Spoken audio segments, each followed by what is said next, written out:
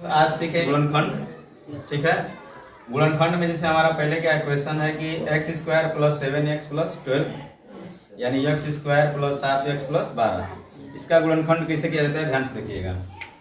सबसे पहले इसका जो गुणांक है यहाँ पे क्या है, एक है। गुणांक क्या है बोलिए, एक है। और यहाँ क्या है 12। तो पहले आप 1 और 12 से गुणा करेंगे तो क्या आएगा 12। बात समझ में आ रहा है? 12 जो आएगा वो प्लस में आएगा कि माइनस में आएगा? प्लस में आएगा। तो प्लस में 12 आने का मतलब देखिए अब इसको हम क्या करेंगे, दो टुकड़ा में डिवाइड करेंगे।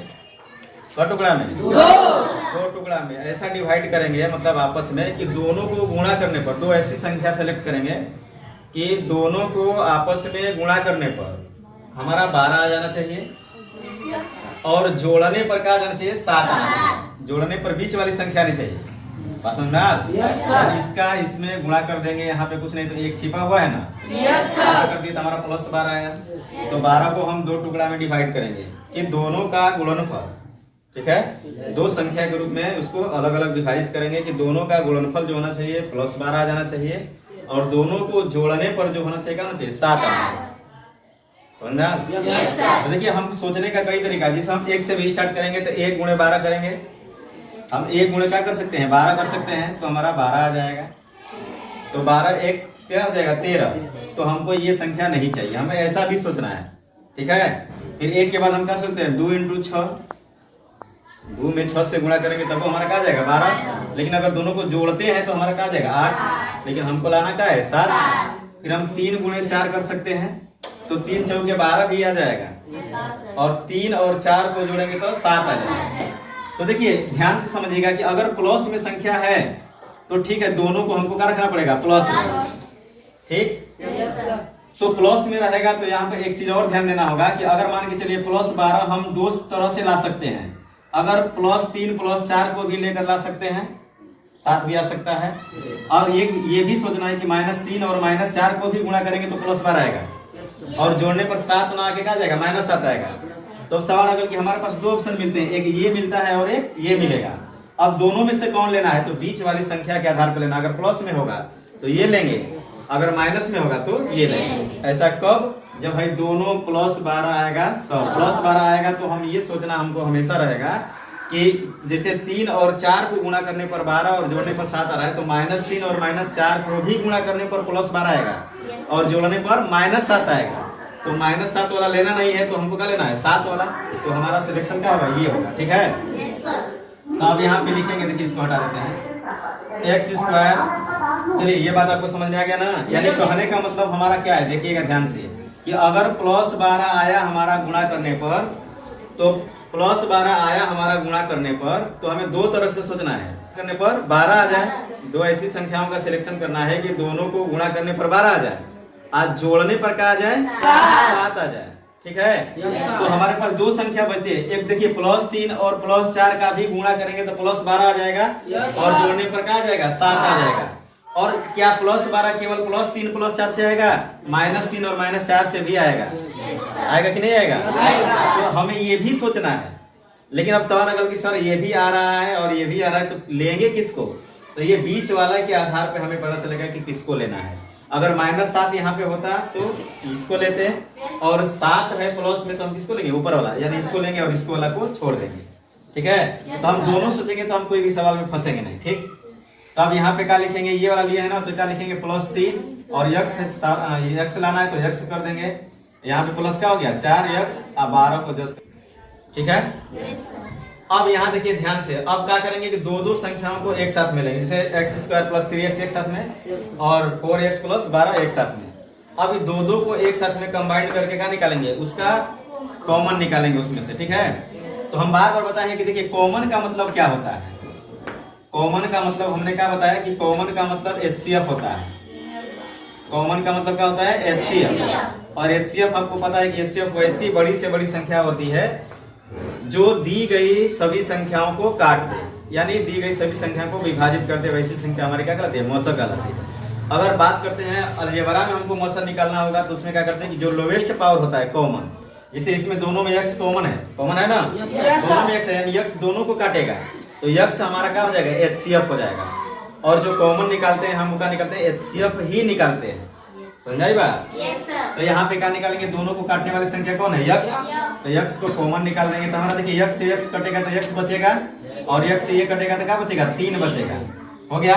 अब ये दोनों में देखिए, ये दोनों को काटने वाली संख्या बड़ी से बड़ी कौन है, 4। 4 यक्स को भी काटेगा और 12 को भी काटेगा। बस ना। अब देखिए ये दोनों में यक्स नहीं है तो यक्स लेंगे ही नहीं। दोनों को काटने वाली संख्या सिर्फ और सिर्फ क्या है, 4 है। तो क्या लेंगे, 4 चिन्ह जो रहेगा उसके चिन्ह के साथ ले लेंगे, 4 लेंगे तो हमारा 4 से 4 कटेगा, क्या बचेगा, यक्स, और है 4 3 क्या बचेगा, 12। तो देखिए हमारा ये दोनों सेम होना चाहिए, गुणनखंड में हमारा ये दोनों क्या होना चाहिए, सेम होना चाहिए। अगर नहीं आया तो इसका मतलब कि आपका गुणनखंड क्या है, गलत।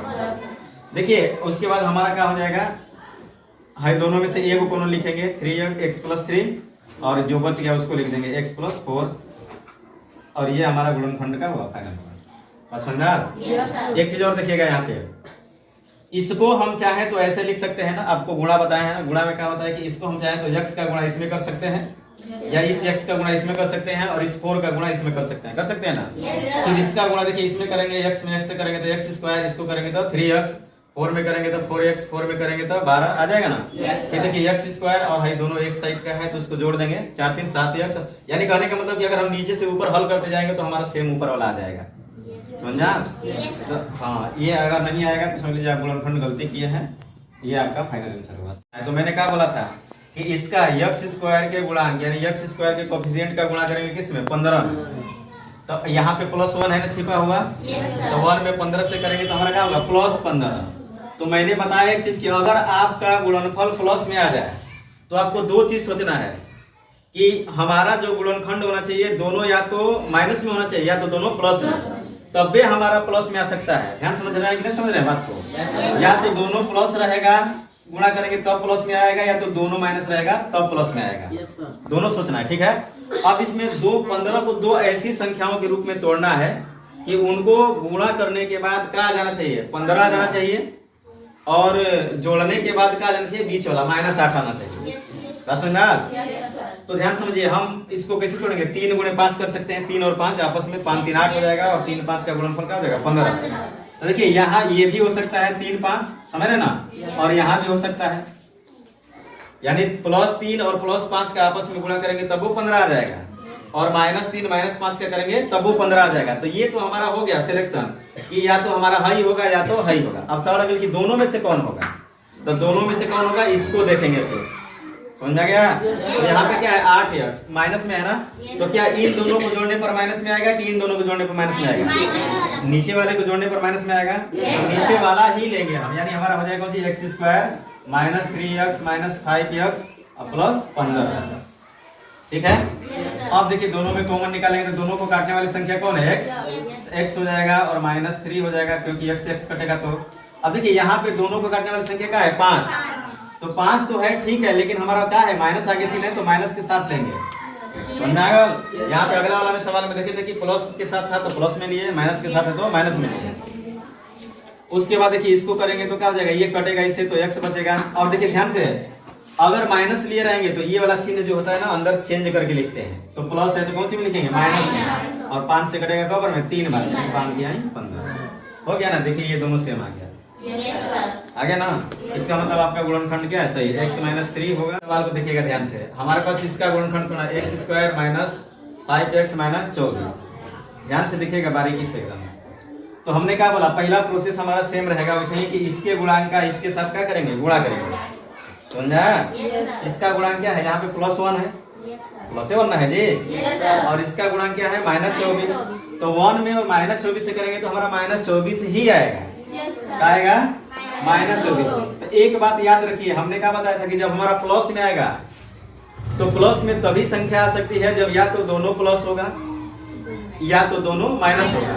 तो या तो दोनों प्लस के आपस में गुणा करेंगे तब होगा, या तो दोनों माइनस के आपस में गुणा करेंगे तब प्लस में होगा। तो प्लस वाला समझ में आ गया ना, होगा प्लस में। लेकिन अगर माइनस में आ गया तो दो संख्याओं का गुणनफल माइनस में तभी आ सकता है जब उसमें से एक संख्या पॉजिटिव हो और दूसरी संख्या नेगेटिव हो, यानी एक प्लस में हो और दूसरी का हो माइनस में, तब भी गुणा करने पर -24 होगा, या तो पहली माइनस में हो दूसरी प्लस में। ये दोनों सिचुएशन में आ सकता है, नहीं तो कब आएगा जी? दो अगर संख्याएं हैं और दोनों को गुणा करके प्लस मिलाना है तो दोनों या तो निगेटिव संख्या होनी चाहिए या तो दोनों पॉजिटिव संख्या होनी चाहिए। लेकिन अगर निगेटिव है गुणनफल तो उसमें से कंफर्म है कि एगो पॉजिटिव होगा दूसरा निगेटिव रहेगा, यानी एगो प्लस में होगा दूसरा माइनस में होगा, तब भी माइनस में आ सकता है गुणा करने पर, नहीं तो कभी जीवन में आएगा नहीं आएगा। देखिए तो अब हमें इसको फिर वही प्रोसेस है कि इसको भी दो टुकड़ा में तोड़ना है। अब देखिए प्लस में आ रहा था तो हम क्या सोच रहे थे कि दो टुकड़ा में तोड़ने के बाद हम ये सोच रहे थे कि जोड़ने के बाद हमारा बीच वाला आना चाहिए, लेकिन अगर ये माइनस में आ गया तो हम ये सोचेंगे कि घटाने के बाद बीच वाला आना चाहिए। बात समझ गया? गुणा करने पर अगर हमारा प्लस में आ रहा था तो हमको ये सोचना पड़ेगा कि दो ऐसी संख्या सिलेक्ट करनी है कि दोनों को गुणा करने पर हमारा प्लस में आ जाए। बात समझा? दोनों को जोड़ने पर आना चाहिए बीच वाला संख्या। लेकिन अगर माइनस में आ गया गुणनफल तो आपको ये सोचना है कि दो संख्याओं का गुणनफल माइनस में आए, लेकिन अब उसका क्या होना चाहिए? अंतर जो होना चाहिए क्या आना चाहिए? 5 आना चाहिए, बीच वाली संख्या आना चाहिए। बस समझा? तो ऐसी संख्या में क्या हो जाएगा? देखिए अगर हम 1 और 8 के बारे 1 और 24 के बारे में सोचते हैं तो दोनों का अंतर 23 का हो जाएगा। समझ रहे ना? तो हमारा 23 आ जाएगा, ये मान्य नहीं होगा। समझ रहे बात को? इसमें से अब एगो प्लस एगो माइनस कर सकते हैं, एगो माइनस एगो प्लस या एगो प्लस एगो माइनस कुछ भी कर सकते हैं। अब मान के चलिए कि अगर 2 से करते हैं, 2 और 12 सेलेक्ट करते हैं तो 2 और 12 करेंगे तो 24 आ जाएगा। इसमें से एगो प्लस एगो माइनस कर देंगे, मान लीजिए दोनों को, इसको माइनस करते हैं इसको प्लस करते हैं, कुछ भी कर सकते हैं। तो ये लेकिन ये दोनों का अंतर क्या आ जाएगा? 10 आ जाएगा, लेकिन हमको चाहिए क्या? 5। अगर 3 और 8 करते हैं तो दोनों का अंतर क्या है? 5 का। अब आ जाएगा, समझा गया? तो 3 और 8 पे आएगा तो बाकी सबको क्या करेंगे? हटा देंगे। समझ रहे बात को? तो 3 और 8 पे आएगा तो अब सवाल अगर कि सर 3 यहाँ लिखेंगे 8 यहाँ लिखेंगे कि 3 यहाँ लिखेंगे 8 यहाँ लिखेंगे, कौन प्लस में होगा कौन माइनस में होगा? समझ रहे हैं? या तो 3 प्लस में होगा 8 माइनस में होगा, या तो 3 माइनस में होगा 8 प्लस में होगा। तब भी दोनों को गुणा करने पर -24 आएगा और दोनों का अंतर 5 आएगा। बस समझ में आया कि नहीं?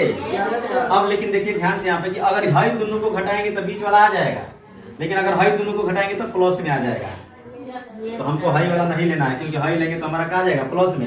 लेकिन लाना किस में है? माइनस में। तो एक बात और शॉर्ट में आप ध्यान रखिएगा कि अगर माइनस में यहाँ लाना हो तो समझ लीजिएगा कि बड़ा वाला को हमेशा माइनस करिएगा, छोटा वाला को प्लस कर दीजिएगा।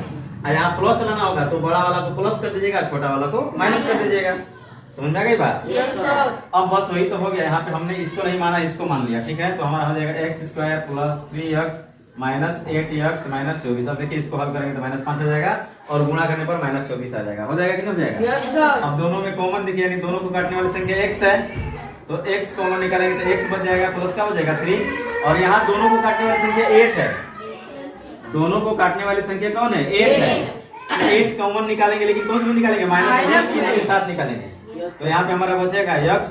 देखिए पता चला कि अभी माइनस वाला निकालेंगे तो चिन्ह चेंज हो जाएगा, तो क्या हो जाएगा? प्लस और 3। देखिए गुणा करेंगे तो ये वाला ऊपर वाला आ जाएगा, ये आ जाएगा, ये आ जाएगा, ठीक है?